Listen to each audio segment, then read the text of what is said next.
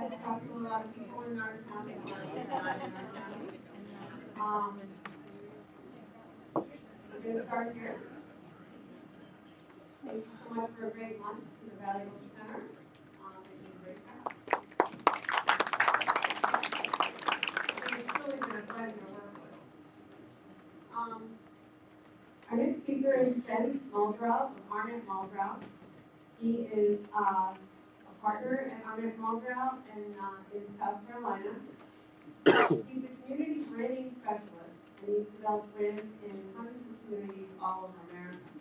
Now, I saw Ben at a National Main Street conference a couple years ago, and I've wanted to get him here ever since. I'm so thrilled that he is here. He's going to speak about the importance of rural branding. And I think this will be applicable to our business owners as well as our community stakeholders. He brings a lot of experience working with communities and businesses our size. So thank you so much for driving on he drove up from Delaware this morning to get here. So thank you so much, Ben. We're pleased to have you.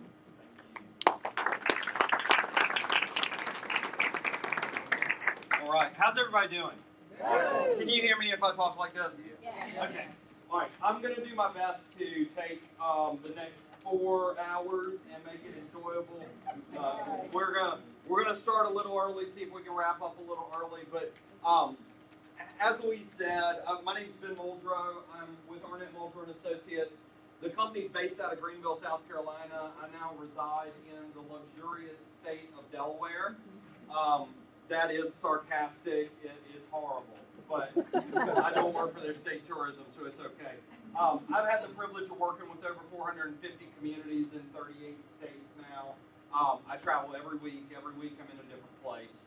And I'm also a big supporter of the Main Street movement. I've done a couple things, started a website called Downtown America where we're trying to foster innovation in downtown. I just advised a social media management company that we've talked a little bit about Hootsuite earlier. They just launched a product called lamppost.social that was actually targeted at communities that are trying to manage their social media messages, so it allows for full management there. So that's something interesting. I don't make any money from them, so apparently advisor is a term that they give you when you do work for free. I figured that out. So I think one of the big things that we have to start when we talk about this is, what is a brand? And before we can really answer that, I think we need to know why we're talking about brands at all. So this illustration is just kind of take the picture of how you would celebrate a kid's birthday. So in the 1920s, you would have gone to the local grocery store. You would have bought flour, eggs, and sugar, and you would have spent about 50 cents. Now, by the 40s, you would have gone to that same store, but you would have been able to buy a pre-mixed box for about $2. By the 80s, you would go to that strip center grocery store where you'd buy that half-sheet cake or quarter-sheet cake with that creepy plastic clown on it. You all know what I'm talking about.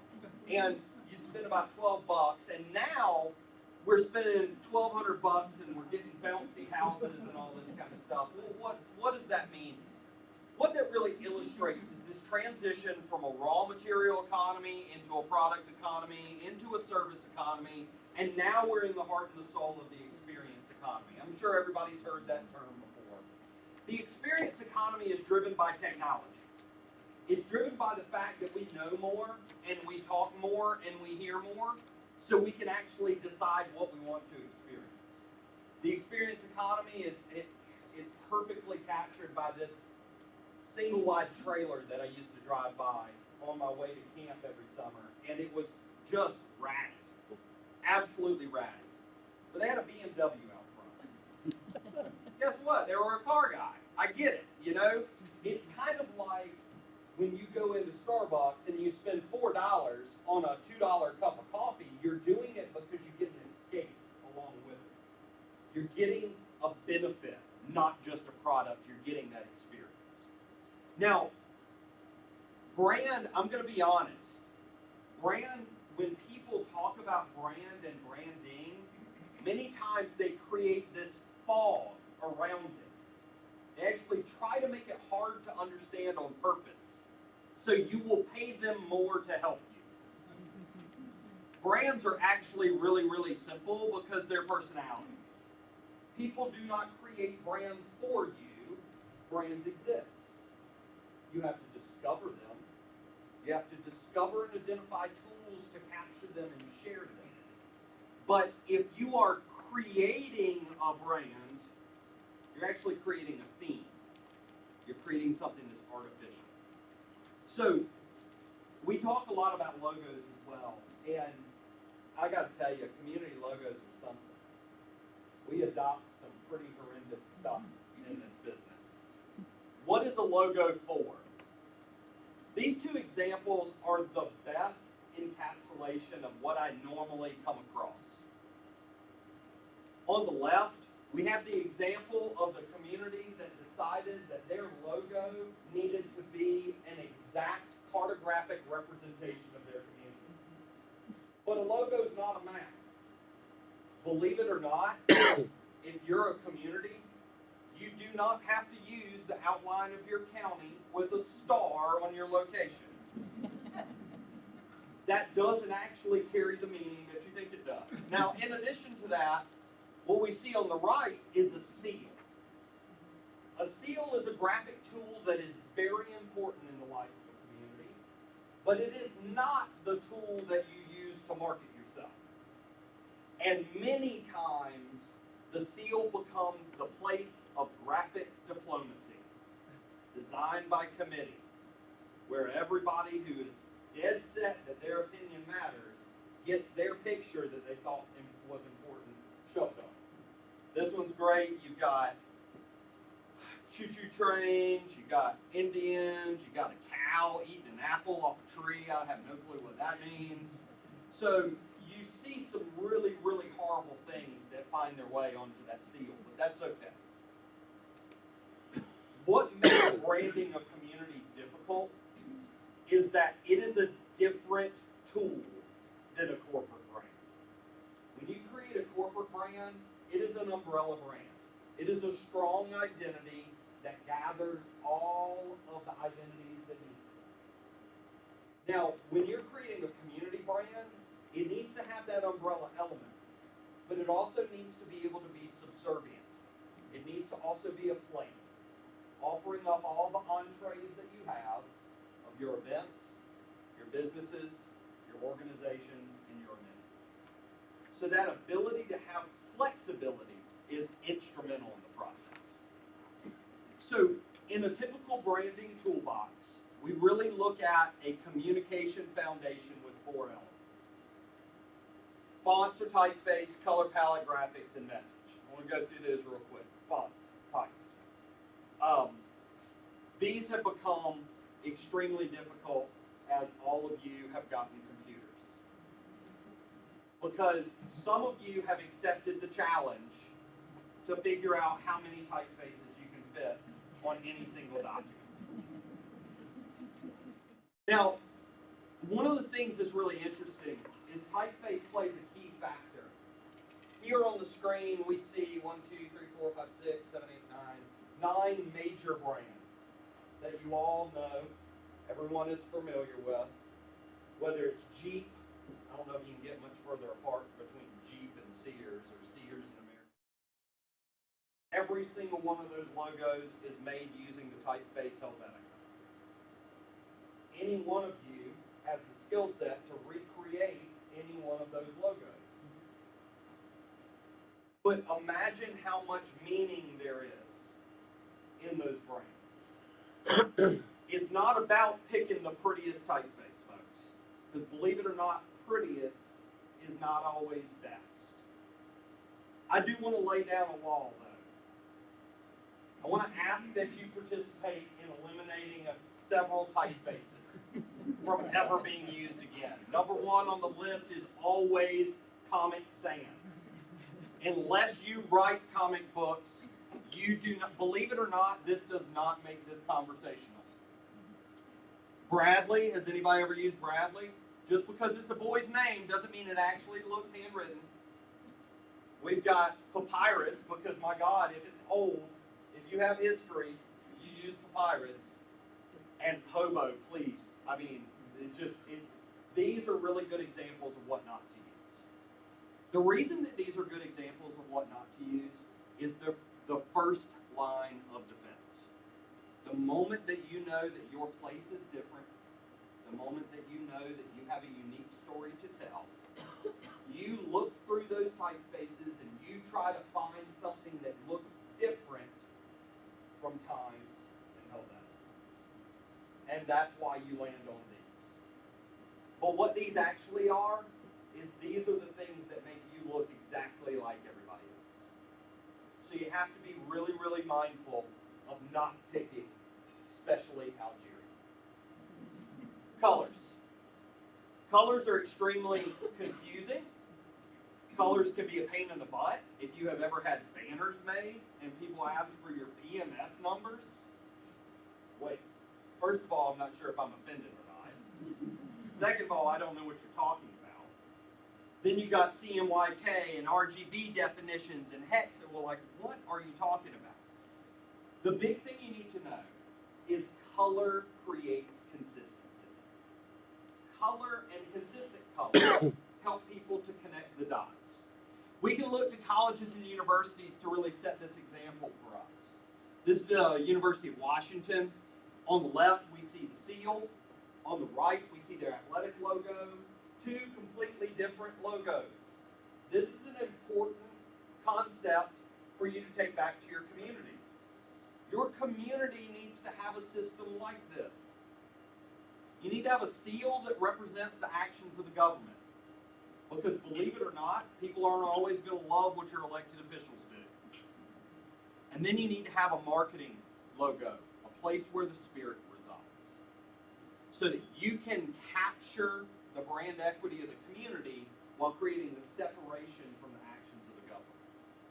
And over time, you can change one element without having to change the other. This is the timeline for the last almost 100 years of the University of Washington as they changed their athletic logos. All the while, their seal has remained unchanged. But they've been able to change this identity to be able to maintain merchandising revenues, maintain connection with the fans. That's an important thing to take. Then we move on to graphics. This is the part that most people hone in on.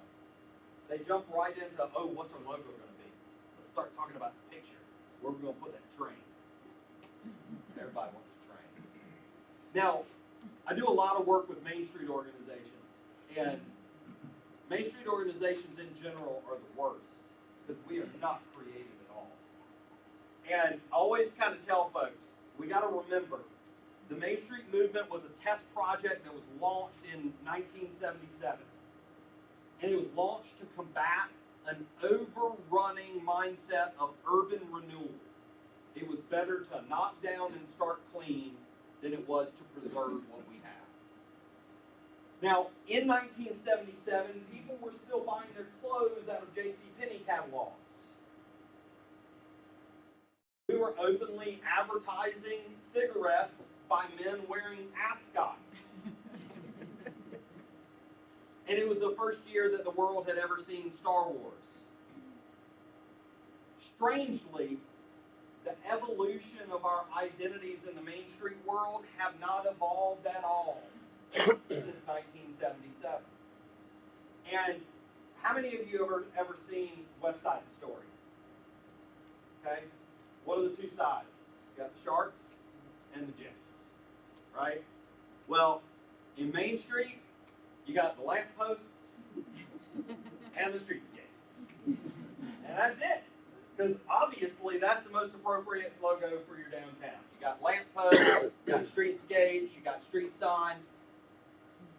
We want to think a little bit farther than that, and we want to be able to create tools that are reproducible and usable to everybody. Now, as I go, I have a couple side notes. This first one is a fun one, and most people have already seen this, but everybody's seen this logo, right? How many of you have ever seen the hidden image?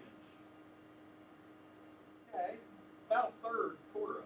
All right, for everybody else, if nothing else you take away from this conference, your world is getting ready to be rocked. So when they designed this logo, they designed it deliberately to hide a forward-moving arrow in the negative space between the E and the X. Now, they could have highlighted that arrow. They could have made it a different color. They could have done any number of things to make sure that people recognize it. But they didn't. Why?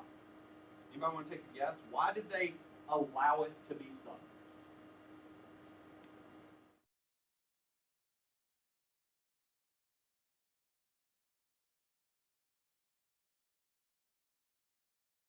Right. Unconscious thing about FedEx moving quickly. Whether you know you see it or not, your brain sees it. And honestly, when you discover it consciously, you now become connected to the identity. And you're actually likely to tell at least one person about it. I probably have now told 10,000 people about it. So it's built in. You do not have to make everything self-explanatory. When we work on branding communities, that is one of our biggest problems we have to overcome, is the desire to feel like we've got to explain everything with our logo. Every story that we might have ever had. Then finally we wrap out with message. Message is the consistent and professional story that you tell. It is creating a platform for connection. It is creating the ability for both public sector and private sector to echo the same stories. So, brand. Why do we pay attention to brand? We pay attention to brand because brand can carry with it value. What kind of steering wheel is this? Mercedes. All right. So, we have a brand new 2016 Mercedes sports utility vehicle, all hands-free, leather seats, heated, air conditioned, all that kind of stuff. How much does this vehicle cost? 60, 40, 60, 70. How much does this vehicle cost when you find out that it's actually a Kia? It's the exact same vehicle. And the thing is, you perceived that there was quality. You perceived that there was engineering. You perceived that there were certain materials and certain experiences. And if we're being completely honest with ourselves, you perceived that when you sat behind the car, the steering wheel of that Mercedes, and you drove down the road, someone would say, that's a nice Mercedes. All flew out the window when you found out it was. So, many times, there's a huge discrepancy between value and reality, and that discrepancy can be identified and used to our advantage through branding. And that is actually key.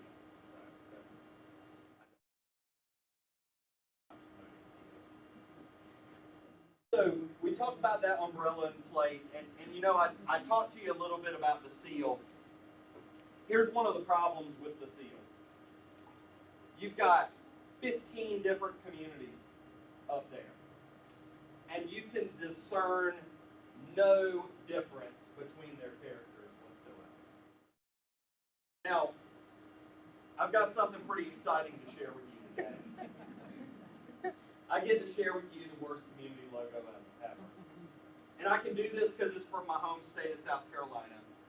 And it is the perfect encapsulation of design by committee. Welcome to St. Stephen, South Carolina. So, St. Stephen, I can tell you right now, there were 6 people who sat around a table because everybody got a word. Pick a word that's important. So we got trust, honor, justice. Then we've got agriculture, recreation, and industry. So How are we going to represent agriculture? Of course, tractor, that works well. Industry, we got some Christmas trees. That looks really industrious. Look at how much fun this recreation appears to be, right? And they were so proud to the Americans that they included the head and legs of an American eagle with no wings whatsoever. So, the thing that this really reinforces for us is when you attempt to say everything, many times now, another thing I want to tell you real quickly about this too is I want you to not only think conceptually, but I want you to start thinking from a science standpoint. Now, when you look at this graphic, how tall is St. Stephen in comparison to the height of the overall graphic? 112, 115. It's tiny. So if you want someone to be able to read St. Stephen, how huge are you going to have that seal anytime soon? So this is not a good graphic tool at conveying who you are, because it doesn't have to tell. So just keep that in mind. Now, this one might hit close to home to a couple folks, I'm not sure, but I've been fighting this one just like I've been fighting Comic Sans. The worst tagline ever. And it's not the worst because it's a bad idea. It's simply the worst because it's the first place you come. The first idea you have. Preserving the past, embracing the future. Has anybody ever come across a tagline similar to that? Got it in the back. I came up with it. Again, the concept makes a ton of sense. You want to convey that you are a place that is mindful of your story, but not stuck in your history. That makes all the sense in the world. But I'm here to tell you today, this is the first line of creativity. You cannot stop there. Keep walking down the road. You have identified that you are a community that's thinking. Let's walk down the road a little farther and let's find some things that really connect with who you are. Now, this one was an interesting one. My family owns a farm just outside of Sumter, South Carolina. They've owned that farm since the 1740s. We were hired to go in and work with the city of Sumter. And the logo that they had was pretty bad. This is their gateway signs. The gateway signs, believe it or not, were far nicer than the logo. But as you see, Sumter, Swan, purple iris, a little bit of water action. The actual logo that they had also included a clock tower of the downtown Opera House and an F-16 fighter jet. Now, we went in, and a couple interesting things you need to know about Sumter. Sumter is the home of Shaw Air Force Base. It's a strategic air command base, home of F-16s, and it's also the home of the first ever combined branch military installation where they brought in the 5th Army, I believe. So they had Army and Air Force on the same base, and it was the first time in the States that they had really done that. So really, really patriotic community. This is a sculpture that exists in their Swan Lake Park. And this sculpture is called Recovery Wing. It's actually inspired by the wing of a duck. And the moment that is captured here is the moment of flight where there is absolutely no pressure whatsoever on the wing. It's the moment where it transitions from moving up to starting down. And that movement is called recovery wing. It's that moment that they can get their energy back as they fly. It was very, very symbolic to the community. They really loved this sculpture. So we wanted to use this sculpture combined with the Air Force to really inspire a more contemporary identity that moved us away from swans and irises. So we created this overall icon for them. Now, is anybody familiar with the Air Force logo? The recent one that they updated in the past decade or so. They cleaned it up a little. This exact shape is actually pulled directly from the Air Force logo. It's a star with two wings on it, and one of those wings is the inspiration, the exact same angle. And then you get that kind of forward movement of the wing. Now, it's fine for you to design a logo, but what happened in this community, and this is a relatively rural farming community in the middle of the low country, you launch it on the city side, and then before you know it, the Chamber of Commerce takes the icon and says, yeah, we want on that ship too. Then you start to see colors and typefaces make their way into the events. They have a triathlon that the colors were inspired from the same palette. And I'm really, really excited to say, for the first time in my 15-year professional career, the brand that we created for the city inspired the logo for an OBGYN office.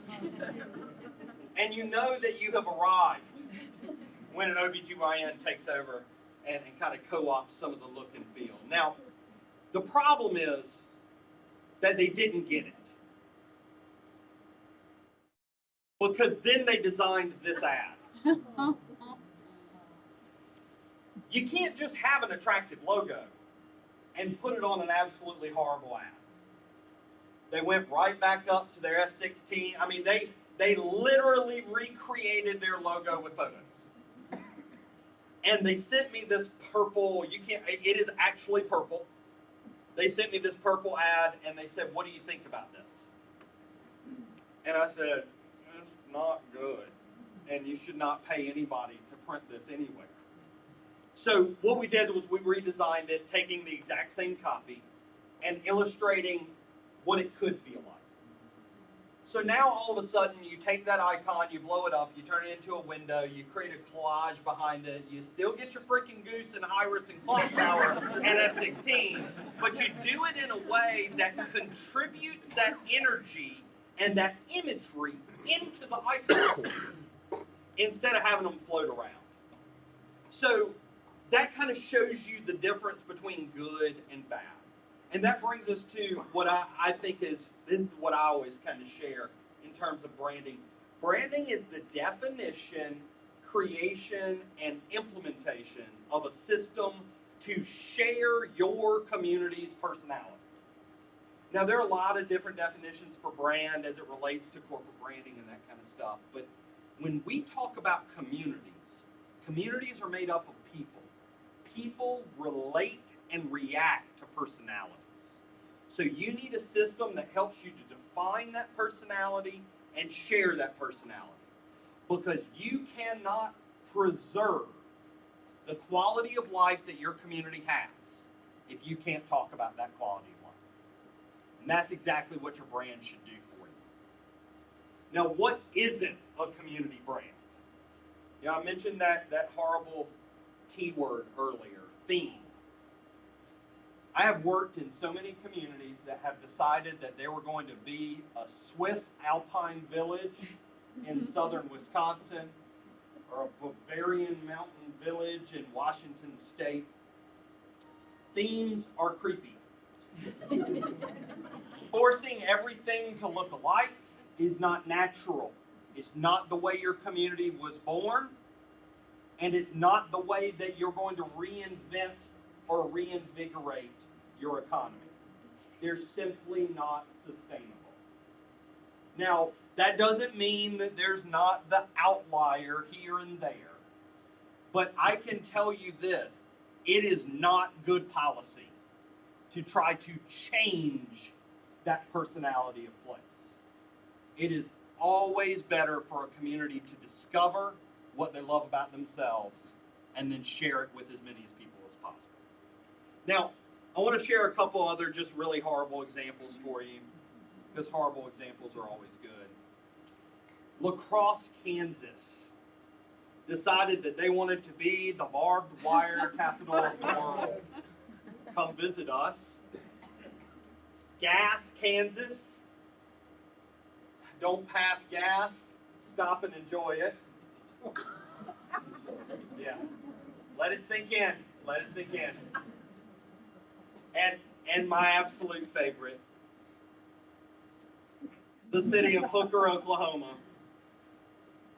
It's a location, not a vocation. Now, we also find some extremely well thought out ideas implemented into gateway signs. This is Severance, Colorado, where the geese fly and the bulls cry. I had no clue what that meant. I made an assumption because I've done a good bit of work in Wyoming. I knew there were a lot of cattle ranches there. I assumed that Severance was a kind of capital of the slaughter industry.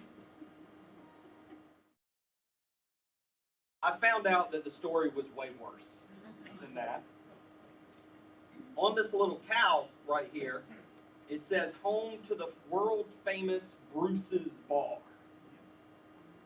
Somebody knows Bruce's Bar.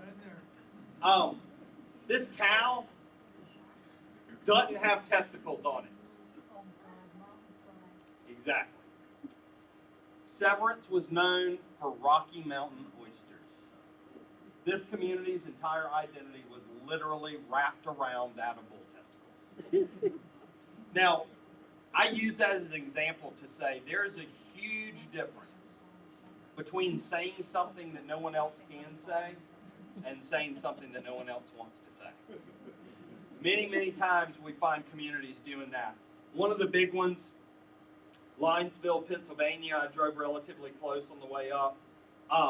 You drive through Linesville, Pennsylvania, and you're greeted by a sign that says, "Welcome to Linesville, where the duck walk on the fish." What? Yeah, I mean, maybe it's a little bit intriguing on the front end. We'll come to find out they have a dam there, and the dam has a fish elevator, conveyor belt, to help the fish be able to go upstream to spawn. So, since there's so much amazing stuff to do in Linesville, the people of town go down to this fish elevator and throw bread out there. And the fish go after it so thick that the ducks walk out there and get the bread before the fish do. I don't care. Like, that's not what the entire identity should really be wrapped around. So you got to be really, really mindful of that. And honestly, the thing that's interesting about this is it does not matter the size of your community. It doesn't matter how big you are, how small you are. There's always a message that you can connect with. And the message to connect with is not one of uniqueness. It's one of connectedness. I always tell the story, and I hate to use Nike as an example, but Nike is a good example. What's their tagline? Okay. Anybody could have said that the night before Nike said it. Reebok maybe could have said it. Adidas could have said it. You know, K-Swiss. Anybody remember K-Swiss? I had those in middle school. Nike said it. And then they repeated it so many times that nobody else could get close to it. There wasn't actually anything about the phrase that was unique. It was the delivery that made it unique. And that's one of the things we miss in communities. We try to find that uniqueness. I went to Opelousas, Louisiana. I'm going to show it to you in a second. But when I went into that community, their tagline was the third oldest community in Louisiana. I don't know if you knew it or not, but there's a huge market of people that travel around the country to visit the third oldest community of every state. So, the other thing that you have to be really careful of in this process is design by committee. When you go through a community branding process, community input is essential. But the input has got to occur at the right point of the process. And the right point is the beginning, not the end. You do not design a logo and take it to a huge group of people and say, "What do you think?"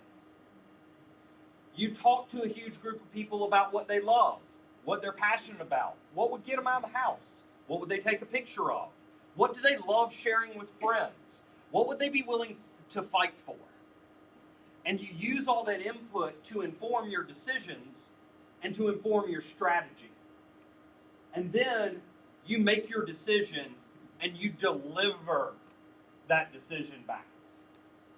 It is when you deliver the product and ask for everybody's opinion that it all falls apart. Doesn't matter how good you are. Doesn't matter how great the logo is. There's no brand system that can stand the public scrutiny that we have today in America with the way that people handle government-driven processes. So be careful of the little heads around the table.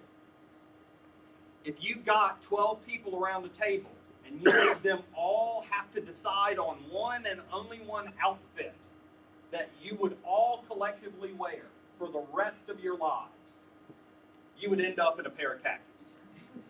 We would all look like we worked at Best Buy. So you've got to understand that communities have to be empowered to be a little bit edgy, to be a little bit out there. Your brand has to be aspirational while also being realistic. It has to have room to grow. And all those things are really, really important for us as we kind of move forward. So we're going to jump into some examples so you can see the whole product set as it comes together.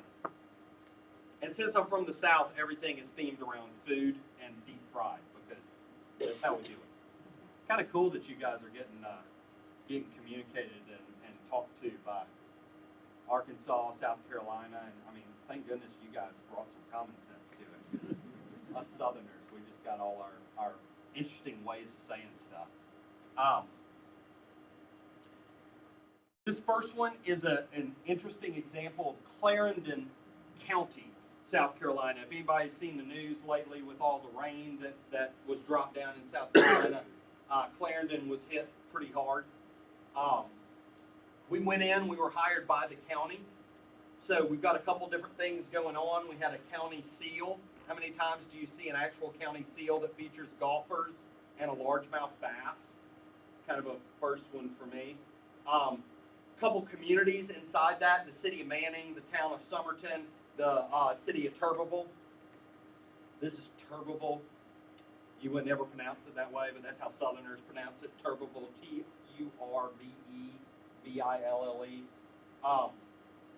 Then we just pulled together some of the event logos as well. No continuity whatsoever. Nothing between these two that are tied together. And they asked us to create a countywide brand and then identities that could be used by these individual municipalities. So the first thing that we did was we created a uniform typeface and we created 3 different icon or logo areas. So the overall county government was represented by the crest of Lord Clarendon. We developed an economic development identity that could be a little bit more contemporary. And then we created a tourism identity with this tagline, a lasting impression. Now, I'm not showing you this because it's rocket science. I'm showing you this because it's actually really, really simple. We didn't really come up with anything. We just grabbed stuff that made sense and existed. So you got that county government, you got this economic development look, and then you show how a very, very simple graphic can become expandable. It's almost like a key off of a typewriter, or like what it would look like if you had a wax stamp, and that really connected in. Now, each one of these communities had their own logos, but now they could also come together and create an overall look and feel. Now, how clever is this? These 5 towns spell stamp. You think that was a coincidence? Yeah, absolutely it was a coincidence. I'd love to say that we were that smart, but we had come up with the system and that was like, oh my gosh, that stuff spells stamp. Like, people are going to think we're smarter than we are. But we were able to preserve each of their taglines that they already had. We were able to keep the stuff that they liked. Then we created individual graphics for each one. So the city of Manning had this interesting little seal, and they kind of created some things that went with that. using the typeface and the color palette as connectors. Turbable had their own little icon. We kept that, but we put it in the shield. Somerton had these little icons that they liked of all their activities. So you got to kind of ease different places into it. Some had no logos, some had something already existing. So you created different ways that they could connect to it. Paxful had an absolutely horrendous logo, and we left it just like it was because there were like 14 people in Paxful, and everybody that lives there was related to who designed it. So it's like, awesome logo, Paxful. Good job out there. But then you start to create this overall marketing system for the county. And we started to use this different imagery of stamps to illustrate the different activities that could go on there, whether it was hunting, whether it's barbecue, whether it was blue ways. So we created these 4 different heritage tracks: Walk on the Wild Side, Life on the Water, Carolina Flavor, and American Freedom, and connected those in to the overall story. So everything from Francis Marion, the Swamp Fox, and the Revolutionary War history, to Board versus Brown versus Board of Education, and the story of a lawsuit against public school busing that was actually the premise for the desegregation cases. You've got, barbecue, all different food, you've got outdoor activities and hunting, and it just made sense. But what's great about this is it's also infinitely scalable. The system is so simple that you can grow as many stamps as you need. You can start to add these things together. You can start to turn them into tangible items. You can make passports for folks. You can integrate those into different amenities that will carry people throughout the community. They did a Swamp Fox murals program where every community in the county ended up having a mural. So for you to be able to see the full collection, it was forcing you throughout the county. They had a Main Street program there in Manning, of course the Chamber of Commerce, Weldon Auditorium, Taste of Clarendon event, Striped Bass Festival. So you can see this overall basis creates a very easy way to tell the story and connect the dots. Creating merchandise. I tell you what, this is one of the things that we don't do a good job of, is giving our own citizens the easy opportunity to be able to show their pride with where they live. One of the big things that I always say is when you do a brand, one of the first things that should be delivered is the ability for private sector businesses to create products that they can sell with that. So you're benefiting the business community while giving the consumers the opportunity to connect. Signage, I've got some better examples. So we're showing how that's implemented through signage, through banners, event banners, integrated into advertising and website. So you start to really create this overall connection. So from that, we jump over to Marion. Marion is a very small community in Virginia. It's on Interstate 81. And they have a horrible reputation. People hear Marion and they think drug problems. They hear Marion and they think methamphetamine and heroin and no teeth. Guess what? Those are things that we have to deal with. We can't ignore it. We can't simply put out a pretty picture and hope the negativity goes away. But one of the things that we realized in Marion was the people in Marion had lost faith. Has anybody ever seen that or felt that when your own citizens seem to have lost faith in your community's ability to change its course? That's exactly what had happened there. And this mindset had sunk in, where if it came from Marion, it wasn't good. We have to leave town to get anything good. And in fact, with where Marion's located on 81, they're actually driving to a different state. They're going to Bristol, Tennessee to do their shopping and dining. So we wanted to create something really simple for them. Again, by the time I had worked in Marion, Virginia, it was the 5th Marion that I had worked in America. All of which were named after Francis Marion. kind of funny. And I was kind of tired of Francis Marion by the time I got there. I was also kind of tired of Marion because I had done a lot of Marions, but trying to figure out how do we tell this story. And what we realized was they needed something that was very iconic and very simple to connect the dots.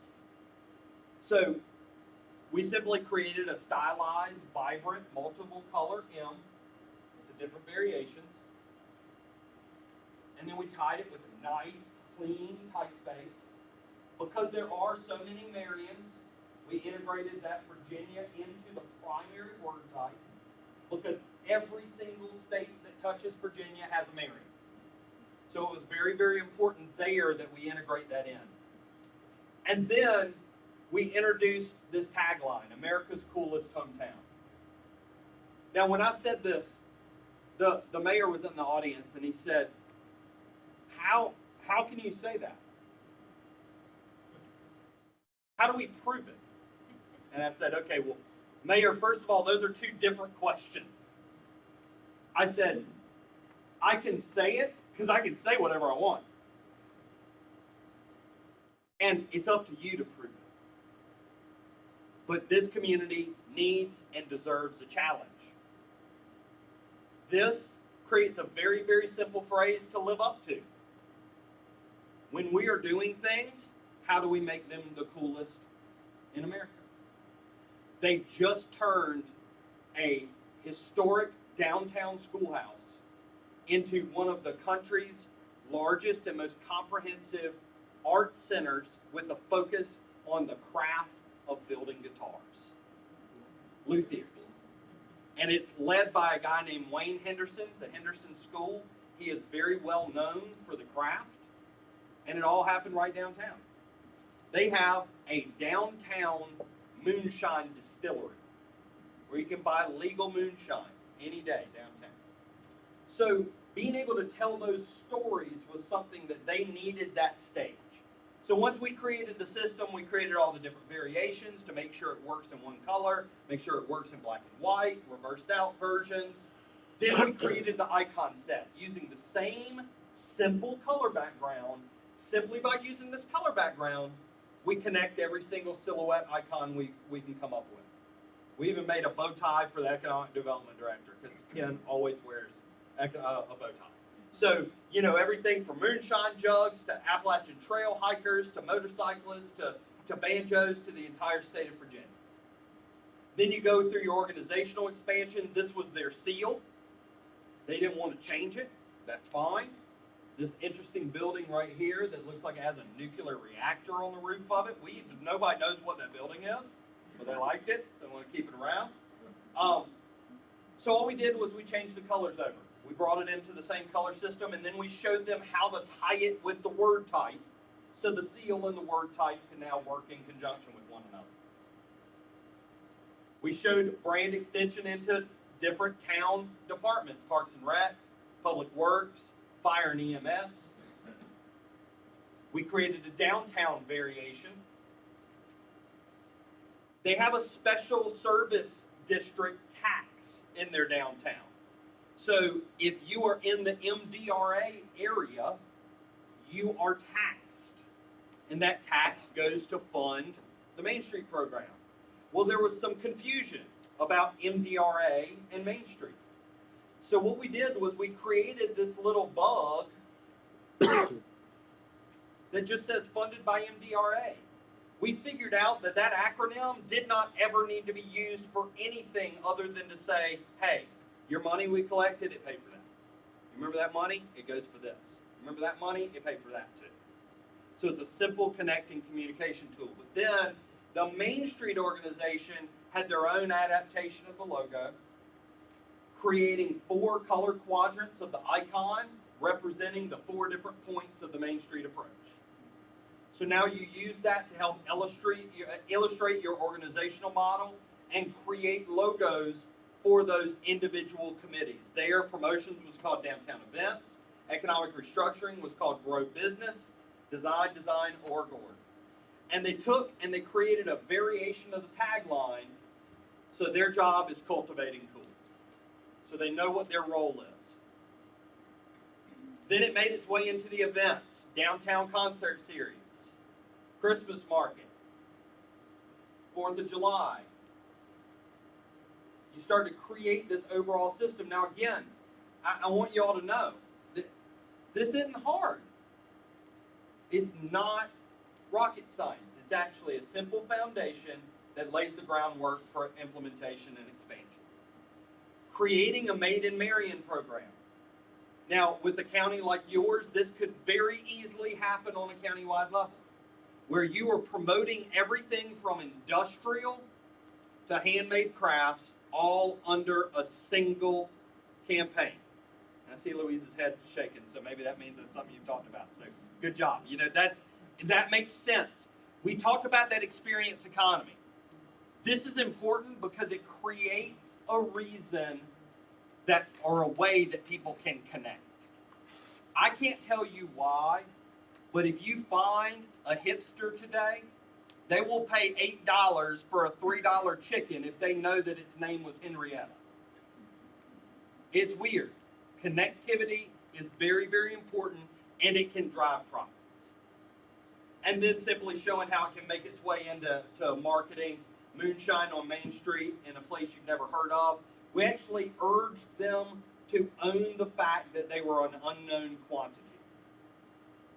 Ever wondered why someone would hike almost 2,200 miles on the Appalachian Trail? The trail runs right through Marion, Virginia. Coincidence? I think not. You know, they had never placed an ad with that level of confidence about themselves before. In fact, if you were to look at the ads that they ran before, it was almost like reading an apology. You've seen those before. It's like, please come to visit us. We promise we'll treat you as nice as we can. And maybe, you know, together we can make things better and you can see us again later. That's not what you want to do with that marketing. Confidence goes a long way. Want to know how to be cool like us? We've got a town manager who acts like an economic developer. We got an economic developer who acts like a Main Street manager. We got a mayor who doesn't act like a politician. And, you know, being able to make the team of those three and the things that they were able to do would blow your mind in this little town. And it's that energy that really was exciting people. If y'all have questions at any point, feel free to stop. This next one, we talked about county, we talked about town.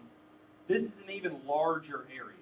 This was 15 counties in eastern Arkansas, all along the Arkansas Delta. It was a tourism region that was driven by an organization called Arkansas Delta Byways. And the thing that was so interesting about the Arkansas Delta was it was on the Mississippi River. But everybody only had ever heard of the Mississippi Delta. Well, guess what? You got some of those complications when the river is the same name as the state. But Mississippi got all the credit, and Arkansas had these stories that were untold.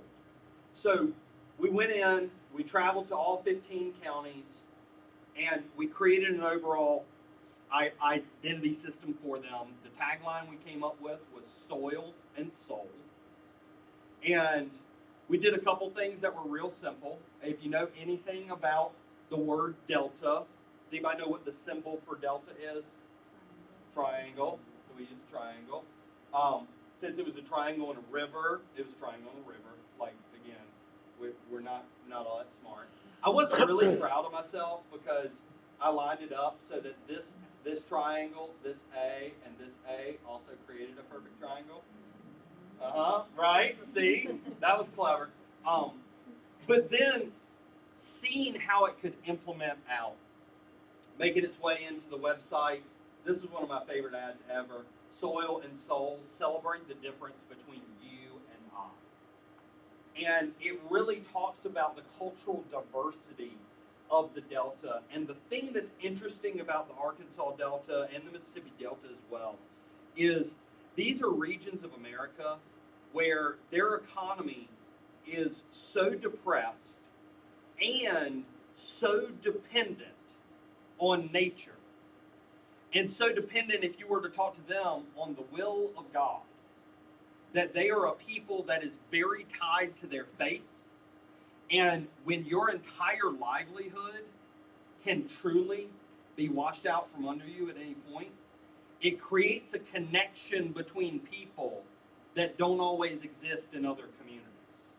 So there definitely was an inter-community relationship there that was unique. And being able to tell that story really cultivated a lot of pride with them.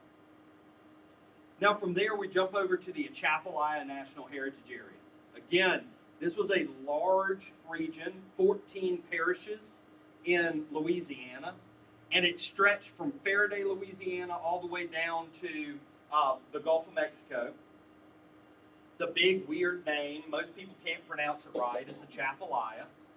And we created this overall look and feel for them. We created this tagline, America's Foreign Country. Most places there, you're going to come across some variation of French, whether it's Cajun variation or whether it's Creole.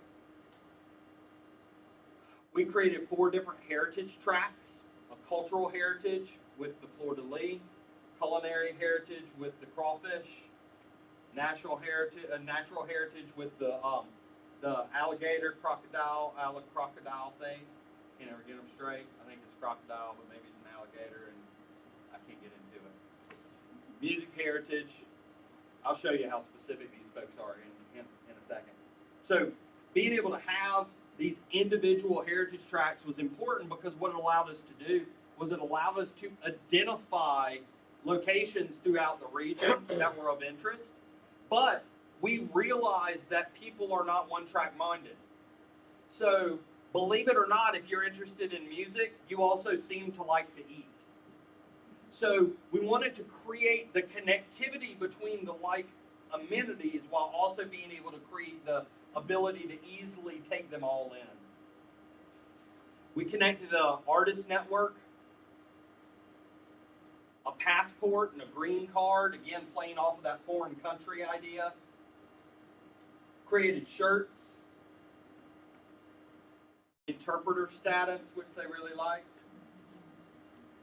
Website, it still kind of looks like this today, even though we worked there almost 10 years ago. They did a guidebook, and they published it in both English and French. And then they went through and they did heritage track guides for the culinary, for the cultural, for the music, and for the outdoor. And then they started to run ads. By the time you leave, you'll be speaking our language. Our country crowns kings and queens every year, talking about Mardi Gras. And then one of my favorites. So they're the home of Avery Island, where all the Tabasco sauce is from. They have a delicacy called boudin balls, which you can ask me what's in them later. And then they're also the home of Jerry Lee Lewis. So what do you have? Hot sauce, boudin balls, great balls of fire. Now, in my line of work as I travel, I get to see some pretty amazing things.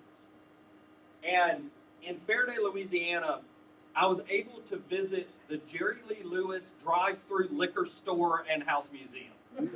Nice. It is truly a one-of-a-kind experience. So if you're ever in Faraday or just across the river in Natchez, Mississippi, make sure that you go and check that out. It's an experience everybody should have.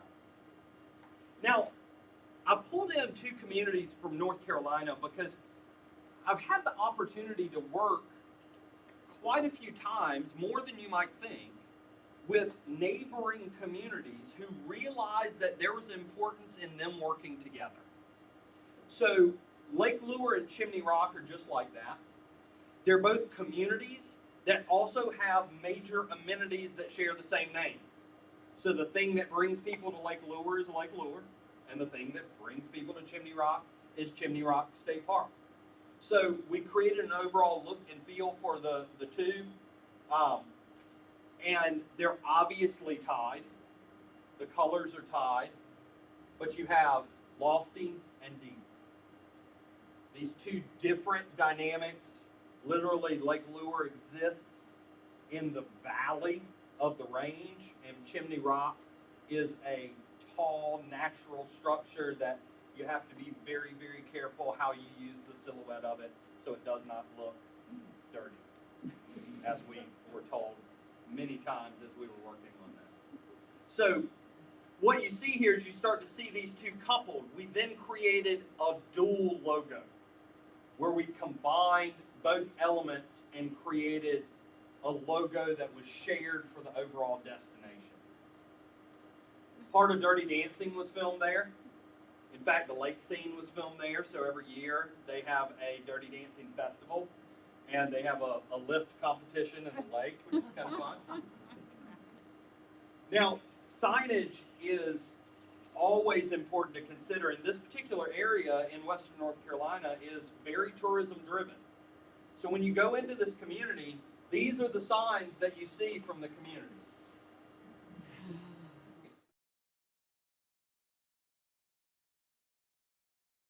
Stop me if they look familiar. Then they have a public beach, and if you go to the beach, this is what you're greeted with.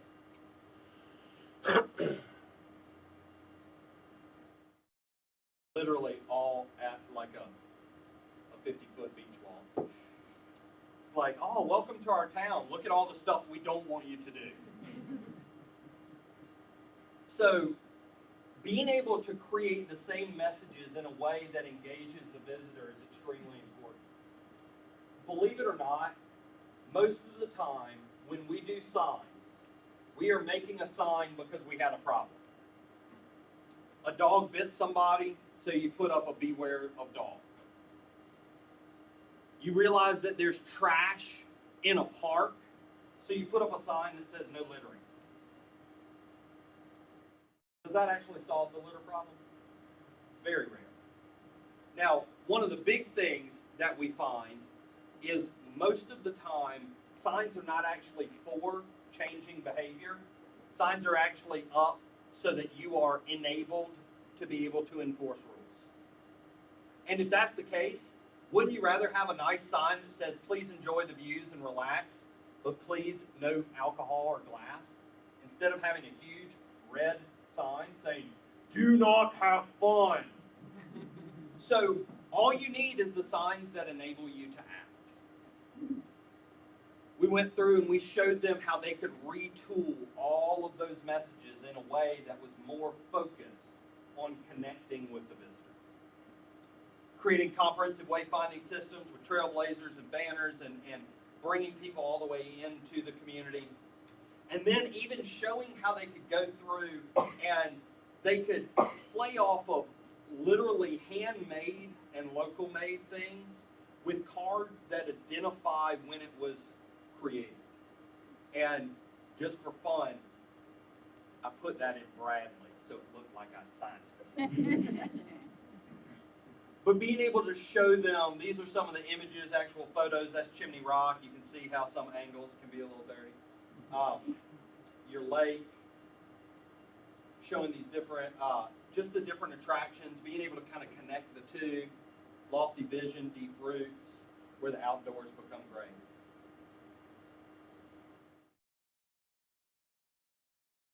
Okay, so we talked a little bit about Atchafalaya. This next community is Opelousas, Louisiana.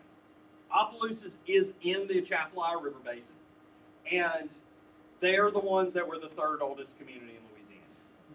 Now, a couple other things we should know. Has anybody ever had this Tony Chachere's Creole seasoning? One of the nation's leading producers of Creole spices. They're also the home of Savoy's Jarred Roux, largest roux maker in the country. They're the home of Zydeco music. They're also the home of a man named Clifton Chenois who invented the rub board. So you've got a lot of different stories that they like to tell. Now, where we started there was we had to think about their name. Nobody's ever let us change their name yet, so we have to kind of deal with what we're handed. So Opelousas is a funny name. It's kind of a weird one to think about, but we really have four options. The top is called title style. Then you have down style, small caps, and all caps. Now, there is no right or wrong answer, okay? But what we want you to do is we want to think about the name like a graphic. Because creating a defined and uniform word type opens up the door to extreme connectivity inside your community.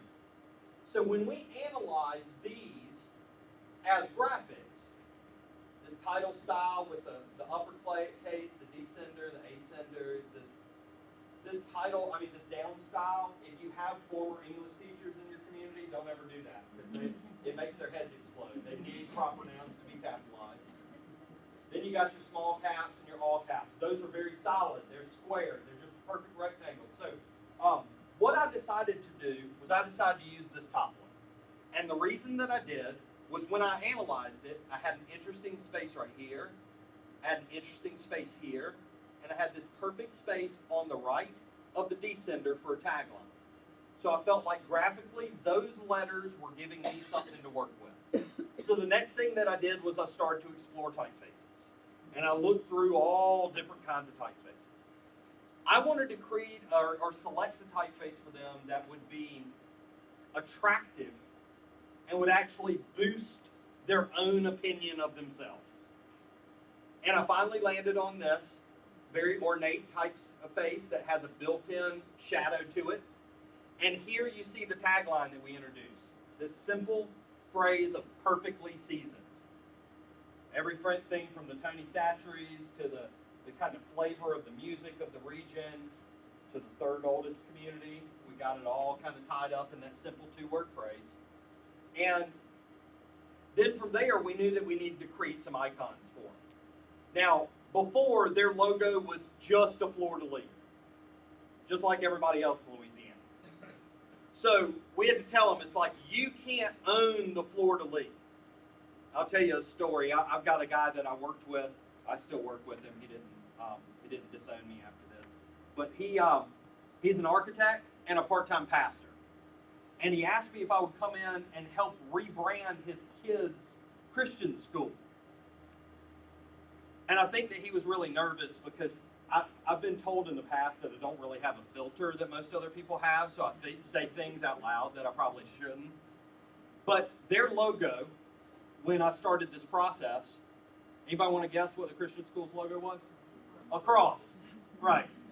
So the first thing that I said to everybody was, this cross really can't be your school's logo because this is Jesus' logo. And he thought that they were all going to flip. There were these three old ladies on the front row that looked at each other and they were like, he's right, it is Jesus' logo. The thing that we have to think about is symbols and logos are all about capturing character.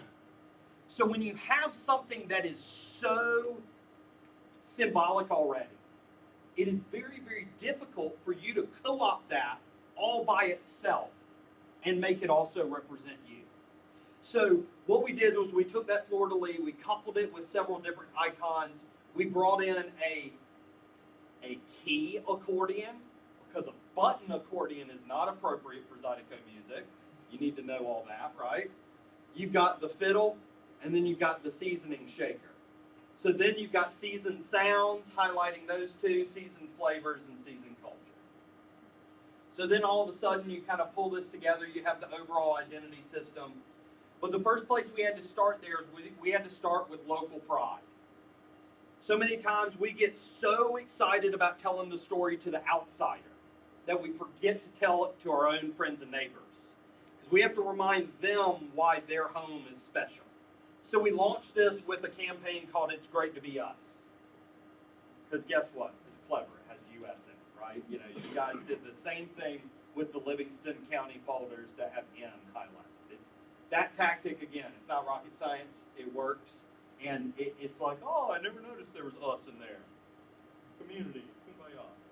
So the other thing that we do in stakeholder groups is we ask people to talk about the community in different ways. And one of the big questions we ask is, if the community were a color or colors, what color would it be?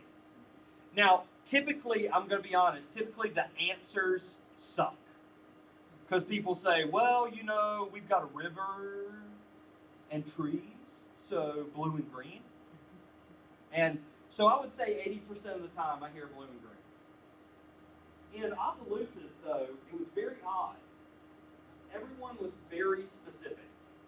They actually, in one meeting, said, well, we're not quite paprika, but paprika, what are you talking about? Come to find out, what they were describing was the color of that Tony's So what I did was I went to the local grocery store. I bought a jar of the seasoning, poured it out in the plastic tray in the bathroom in my hotel. Took a picture of it. So that's what this photo is. This color and texture then became the background for their brochures, became the background for their billboards, became the background for their ads. Now this guy, I loved it. He came up to me.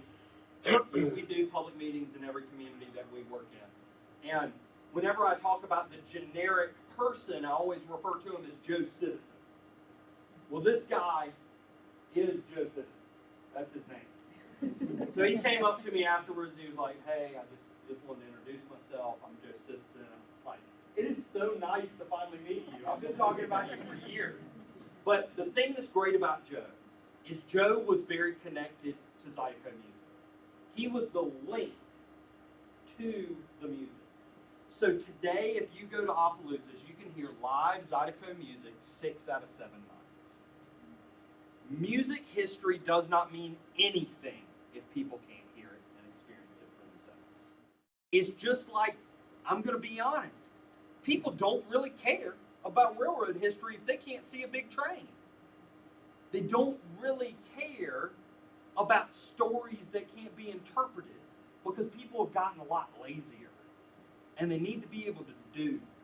It's not good enough anymore just to hear about. So telling those stories, they're the home of 4 different Grammy winners. That was something they were proud of. They're also the home of a guy named Devery Henderson. And we were there about 2 weeks before the Super Bowl when the Saints won the Super Bowl. And after they won, we created this ad and sent it back to them. Devery Henderson, to our knowledge, is the only person that has ever won a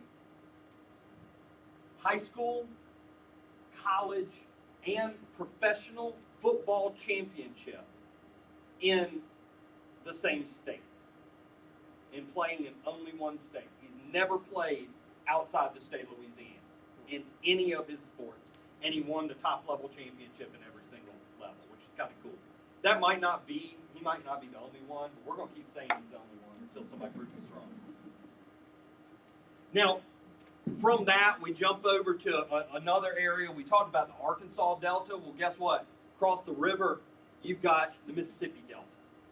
And in the Mississippi Delta, there were these areas divided up.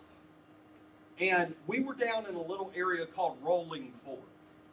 And Rolling Fork, a couple of communities around it, they wanted to create a regional identity. It was really a county brand, but we kind of came to the realization that it didn't really matter how much marketing we did on a county level for tourism. People weren't going to care about the county name because the county name was not very attractive. They're in Sharkey County. So inviting people to Sharkey is not exactly something that we were overly excited about. So what we did was we created this identity of the real deep delta. And then we created a series of images for them. Now, I always like to show this one because this little guy popping up right here. Does anybody know what that is? What does it look like? Teddy bear. Exactly. Because this was where the activities that inspired the teddy bear happened. Teddy Roosevelt was there on a hunting trip when he couldn't find a bear. Finally, his crew found a female bear and kind of beat it and hurt it and tied it up and then said, "Teddy, come over here and kill it." And he was like, "I'm a sportsman and this isn't sport." So he spared the bear. Now, the real story is he didn't kill it. He just told his other people to kill it and then he was a better sportsman than that. But either way, the myth of the story inspired the teddy bear. So that's something that is really, really, it connects with people, but guess what? Guess what you cannot buy in the entire county? A teddy bear. It's ridiculous. So along with this, what we actually had was we had the county tourism entity form a startup of the Deep Delta Teddy Bear Company. And they started creating handcrafted teddy bears that they were selling for a little while on Etsy, and then The woman who was leading it up ended up getting another job and moved, and it kind of dwindled. But it was this great force there for a while because it made people excited. Farm tours, agritourism, integrating in all the stories of the area and the region and the texture of the place.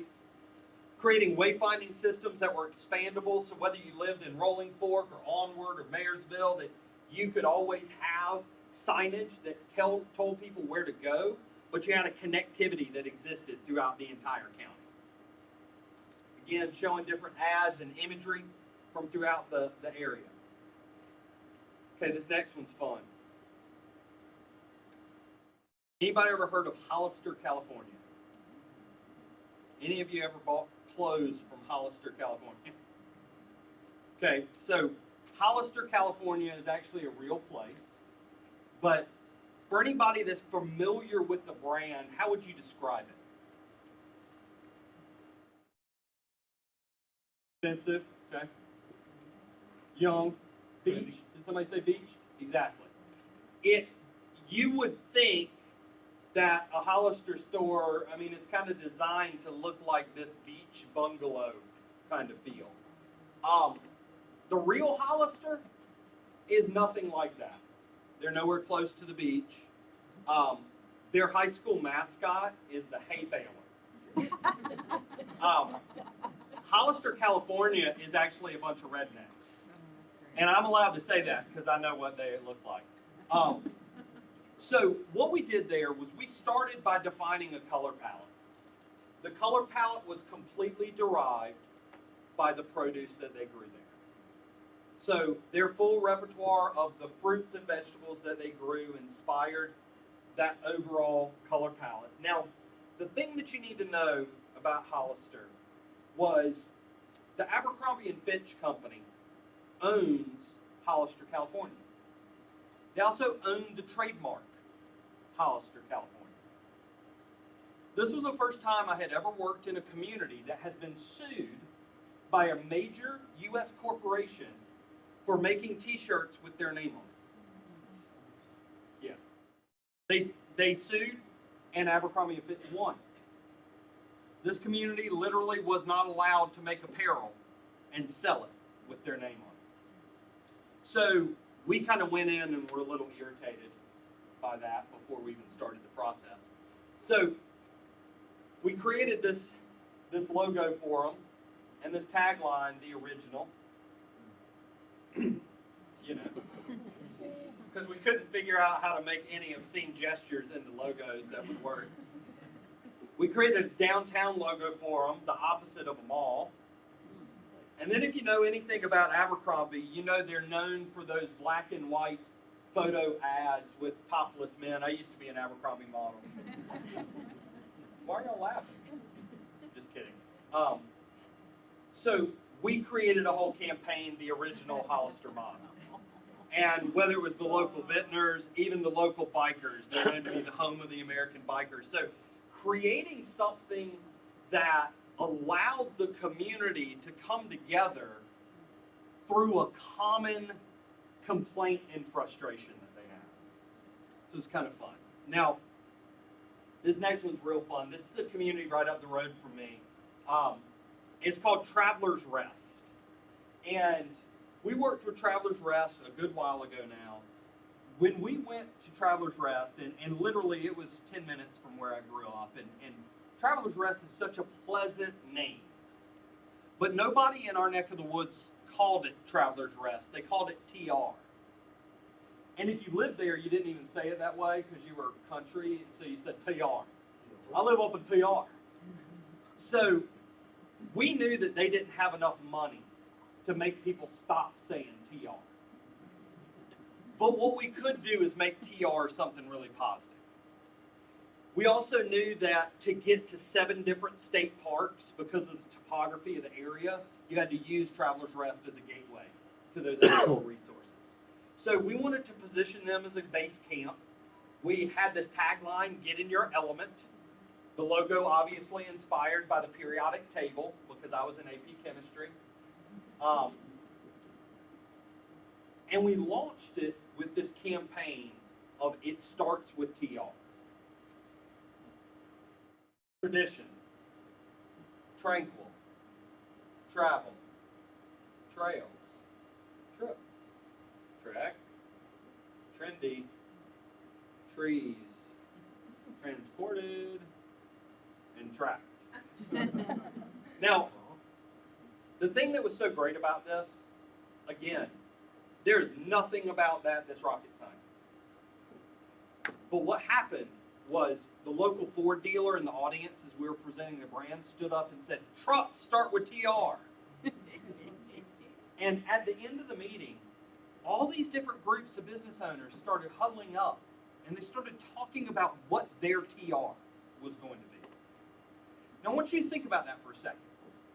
With one presentation, the first time they were exposed to a brand new message system, you automatically had private sector investment excited about connecting to your message. That is what makes a brand successful. Being able to create true public-private investment partnership through simplicity and ease of deployment. And in the past 8 years, we have seen well over $54 million of investment in Travelers Rest. Travelers Rest went from a place that nobody would ever stop in to being named one of the 10 coolest small towns. They're one of the 10 top trail towns in America by Outside Magazine. Like, they keep racking up the awards. Now, is it because of the brand? No, absolutely not. But the brand helped them to tell the stories, and it helped them to get the word out. Now, from that, we jump over to one that I like. I think a lot of times communities are scared to use humor. I'm a big humor fan. So this, we're going to go over to Virginia. We're going to go to a master plan town that was developed in the mid-1800s, which makes it a lot different than most Virginia towns. You want to know what this community is called?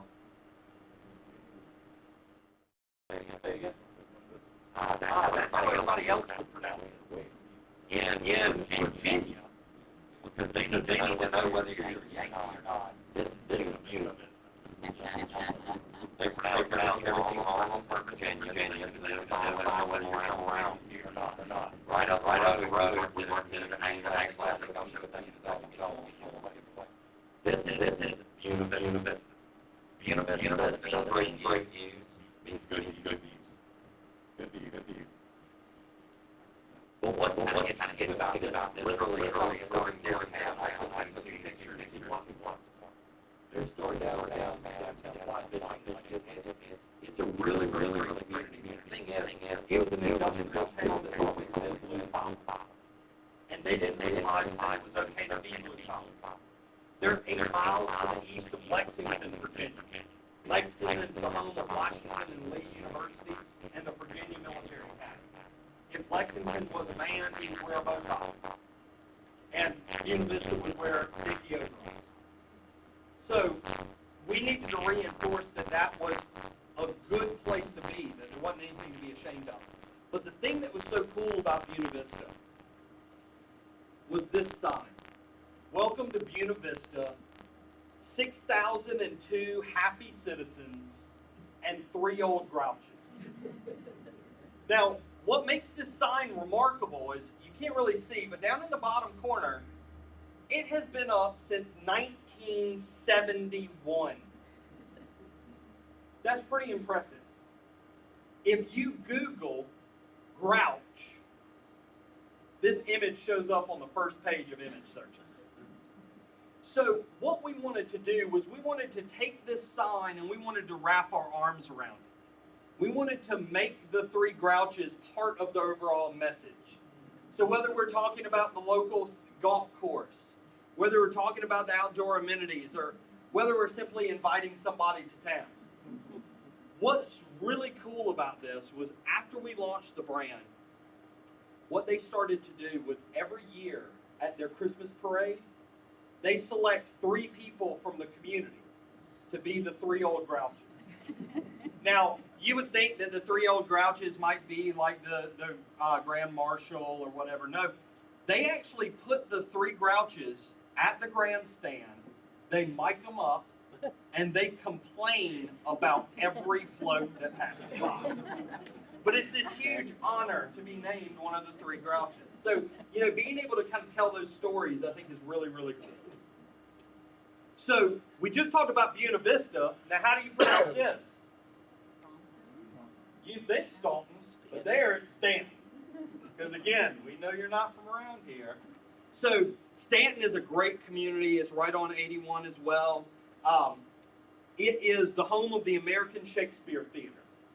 It's the home of the world's only recreation of Shakespeare's indoor theater, the Blackfriars. They do Shakespeare performances all year round. The thing that was kind of interesting about the Blackfriars was because it was indoors, it was always candlelit, so they actually did performances lit instead of doing them at night. So you can buy a great shirt there that says "We do it with the lights on." It's very popular. For the longest time, Stanton was known as the Queen of the Shenandoah Valley. And as we started to work there, we started to realize that this whole Queen City moniker was something that meant a lot more than I thought it did. I grew up next to Charlotte, North Carolina. Always knew that Charlotte was the Queen City, but I assumed that was because it was named for Queen Charlotte. I didn't realize that Queen City is actually a designation of a city that serves as a regional capital, where a lot of state services and governmental presence exists. So Stanton really is the state capital for this northwestern part of Virginia. So what we did was, with the topography and all the different things, we created this word type, highlighting the silent U, creating the light coming out of it that some people saw as a crown, tagline, "As you like it," people like Shakespeare, right? But also talking about you can really make your experience there. Created an overall system. Now, we did this 11 years ago. They are still using it. They have not adapted it at all, which is kind of crazy. People ask me all the time, what is the life of a graphic identity? Sometimes it's 3 years. Sometimes it's 15 years. There is no fixed life.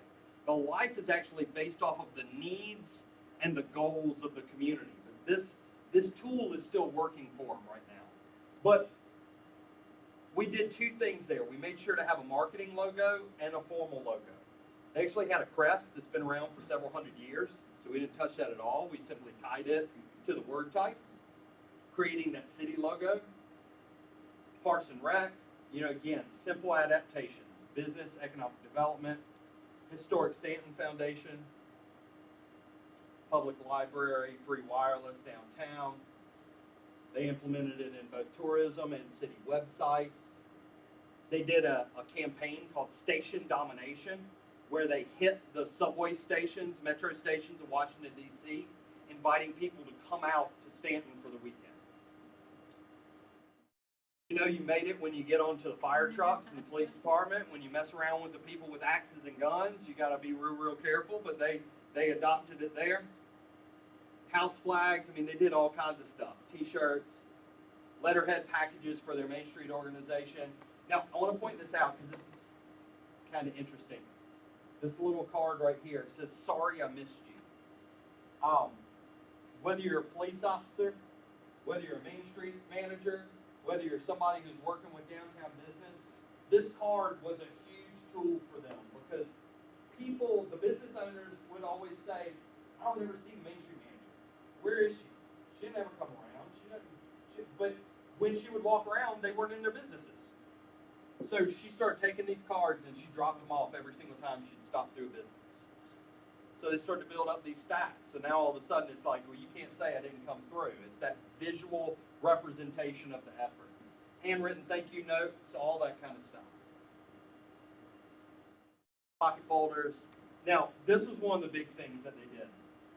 Extended hours.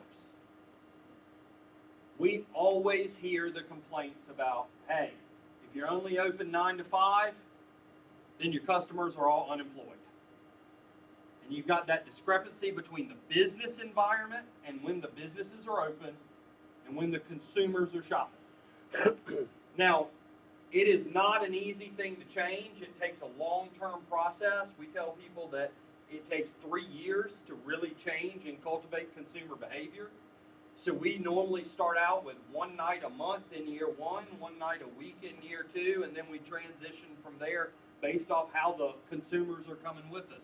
But there's no fixed formula there. What they did in Stanton was the city said, if you will sign a contract and be willing to stay open until 9 o'clock on Friday night, Saturday night, and open from 1 to 4 on Sundays, we will buy you a welcome mat, buy you an open flag, and market all of the businesses that are participating in the program.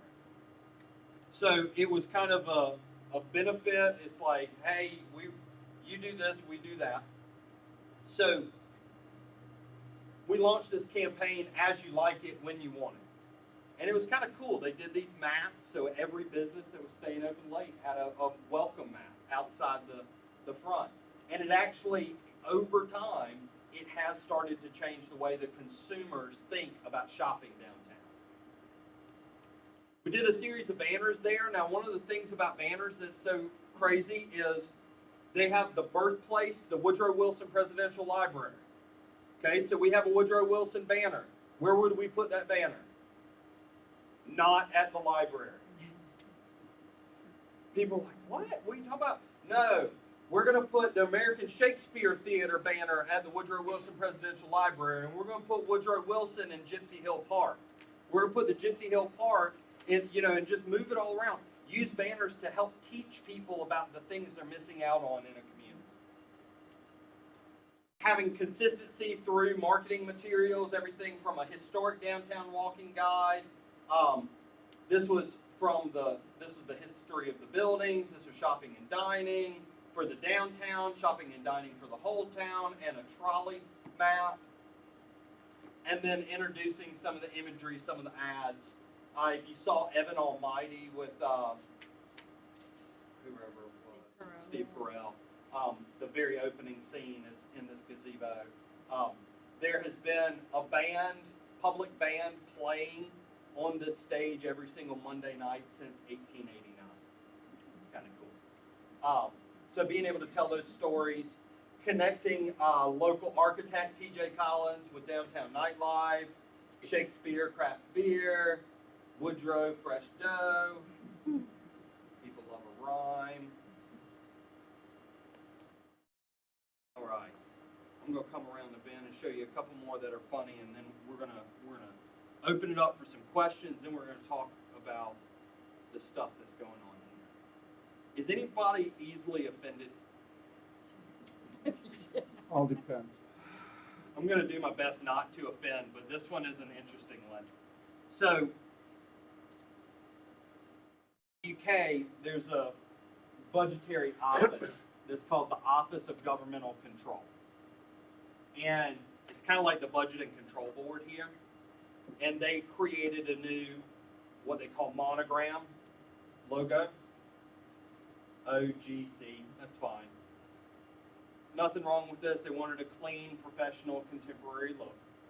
Fine. The problem was when they took the logo and wanted to implement it into the banners. Because it's so horizontal, they decided to turn the logo. And for those of you that are laughing, I know that you are dirty. For those of you that are not, you are all very, very sweet.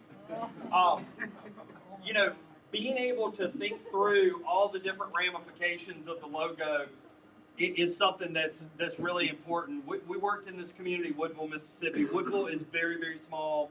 They got about 800 residents. It was funny because during the process, the Main Street manager kept coming to us and she kept saying, "Hey, can you give me a sneak peek?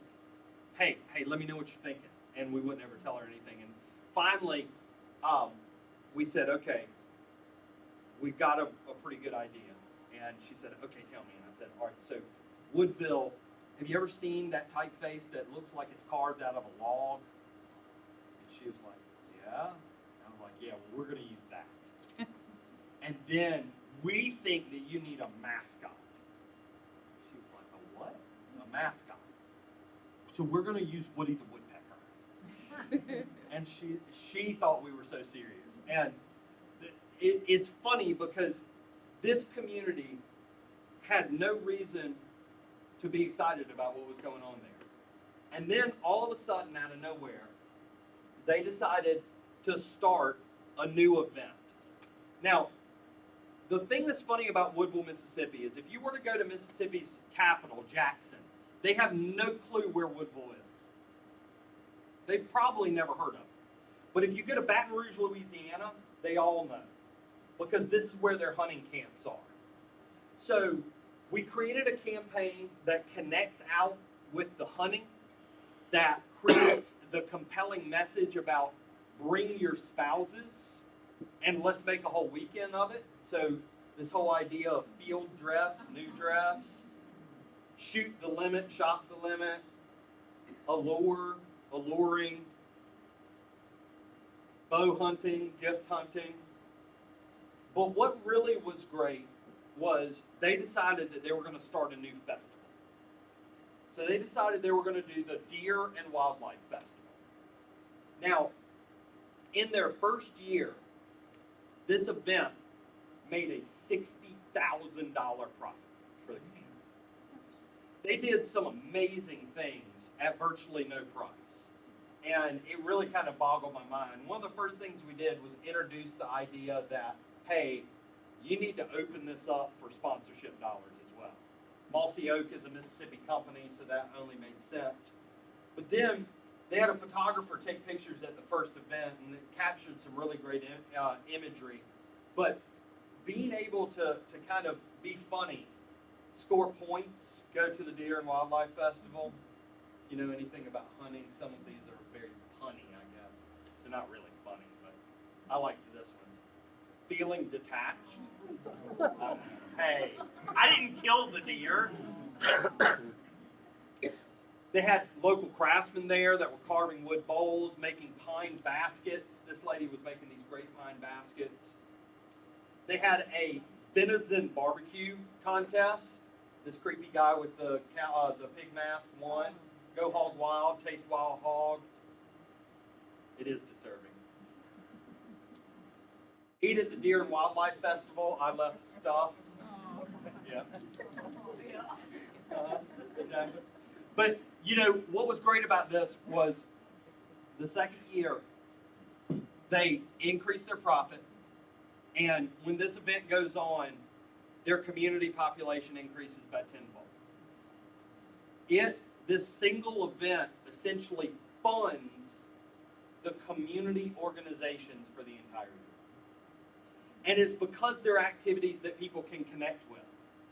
They went, and one of the most amazing things I ever saw, they did an open call to the community to submit photos of family hunting adventures.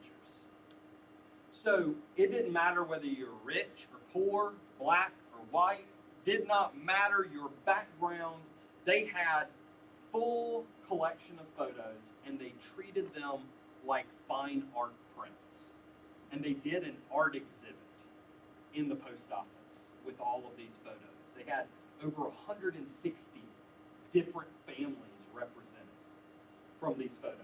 They did a turkey call competition. Of course, they did the deer and wild boar barbecue competition, and just gave people stuff that they were really excited about. We'll do this last one because I know Louise had said something about this. We worked out in Wyoming, another county-wide system for Platte County. Now, Platte had this logo because, you know, when you're in the West, you have to find a way to use a wagon wheel. It's imperative. They've got a buffalo head. They got a Bronco rider. They got sagebrush. Like, they literally hit every Western stereotype possible. Platte County Economic Development, the town of Wheatland. There was not a lot going on there from a graphic perspective. What we did, and this is something that I do quite often, I'll show you an example locally, but I take photos all throughout the community, and then there's this great website that you can load a photo up on, and it'll show you what colors are most prevalent in those images. So if you load 5 or 6 images that are most representative of the community, and then you start comparing those color palettes, you tend to find some continuity of color. And many times that really inspires a good place for a color palette to come from. Because now all of a sudden the colors are derived from the place. So all these colors are kind of derived from those photos. We picked a primary script typeface and a primary serif typeface, and we just kind of created this very solid word type. So it became very easy for them to use. And this message of get swept away, because of the topography there, the winds are significant. Once we created the base system, we created different variations for these 5 different communities that make up the county. All of them shared the circular holder. The ones that had pre-existing images got to keep the images, and the ones that did not have images had images created for them. And if they didn't like the images that were created for them, they then were able to sit around as a community and have the singular focus of deciding what their single image should be. So it made it a lot easier for them.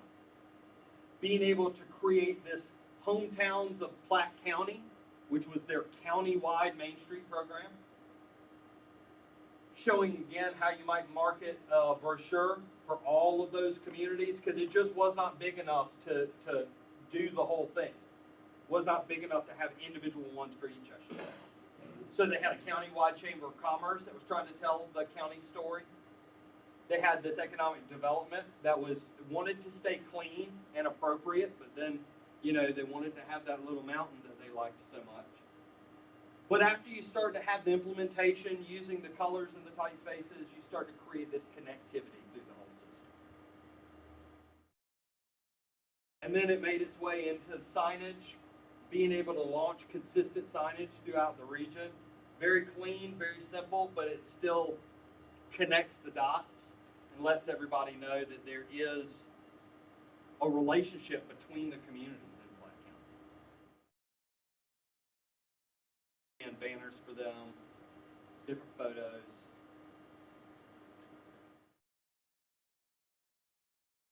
Okay, so that gives you a bunch of examples. We've been all over the country.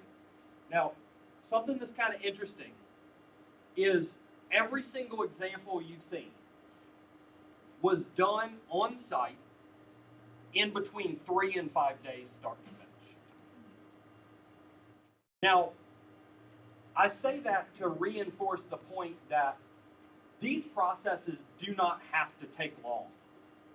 But if you're going to depend on an hour and a half at a time per committee meeting and then tabling it until next month's meeting, it will drag on forever. We create a system that is based off of the core value of expandability and ease of use, because your communities need it to be easy. Businesses that want to take it and run with it need it to be easy to use. So being able to create something that is very expandable is extremely important. So with that, we're at 2:30, 2:25. I'm going to take a brief break from me talking and see if you have any questions. And then, depending on how much time we have after questions, I want to show you a couple things right here that we'll look at with Geneseo. It's how we tell whether you're local. Exactly.